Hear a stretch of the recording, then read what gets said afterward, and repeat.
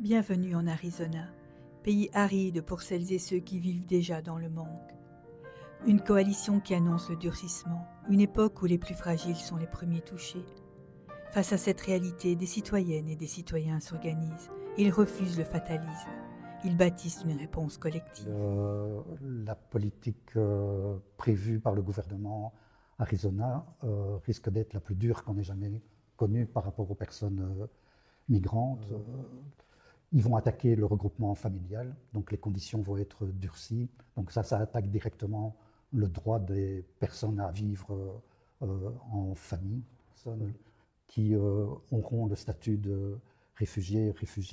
Le gouvernement compte instaurer la règle qu'il faudrait attendre 5 ans pour avoir le droit à une aide sociale financière.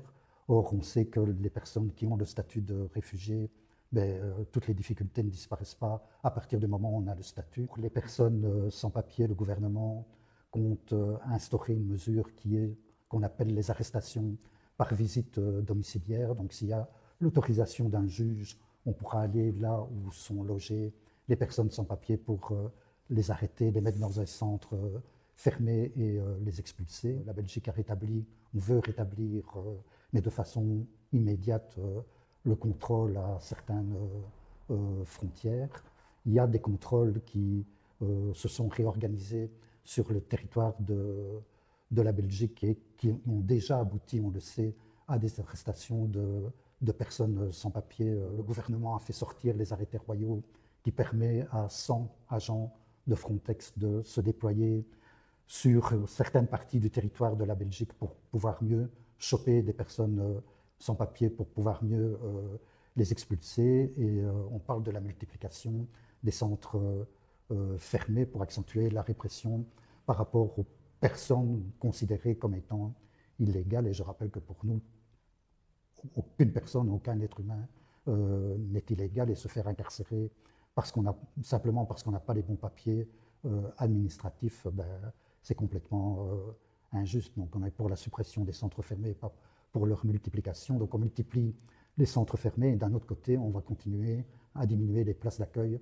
pour les demandeuses et demandeurs d'asile, alors qu'on sait qu'il y a plusieurs milliers de demandeurs d'asile qui devraient être légalement hébergés et qui ne le sont toujours pas. Et on considère ça aussi comme une ineptie, comme une atteinte directe aux droits des personnes demandeuses et demandeurs d'asile. Donc il va falloir vraiment gonfler, élargir la mobilisation pour, avec les personnes concernées, défendre les droits des personnes migrantes, que celles-ci soient avec ou sans papier d'ailleurs. Les politiques migratoires, mais il y a une dégradation depuis de nombreuses années qui plonge un grand nombre de personnes dans la précarité et qui dégradent aussi leurs conditions de vie. Pour les personnes migrantes, toute une série de freins déjà liés à la langue. Et on est dans une société qui se numérise de plus en plus, que les services publics sont de moins en moins accessibles en tout cas en présentiel. Ce sont des personnes qui ont plutôt besoin d'être en présentiel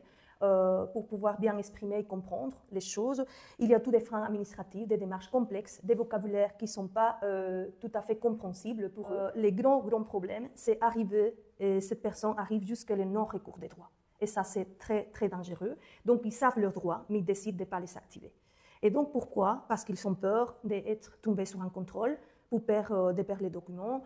Ils se sont stigmatisés, ils n'ont pas été bien accueillis, donc ils ne vous souhaiteraient plus s'adresser à ces services-là. Donc voilà, c'est très inquiétant et donc ces politiques actuelles vont aggraver toutes ces situations-là. Alors, il y a aussi toute la problématique structurelle des logements, que ces personnes-là vont se retrouver finalement la bonne cible pour les marchands des sommeils. Ils vont activer plus de places dans les centres fermés. Qu'on est dans un centre fermé, mais on va tout à fait associer la personne comme criminel, mais c'est juste qu'ils n'ont pas les bons papiers, c'est tout. Donc ça va avoir un impact qu'on va encore les rejeter encore plus. Ça va avoir aussi un impact sur la personne, parce qu'elle va être traumatisée aussi. Donc il va avoir des conséquences psychologiques, de santé mentale aussi sur la personne.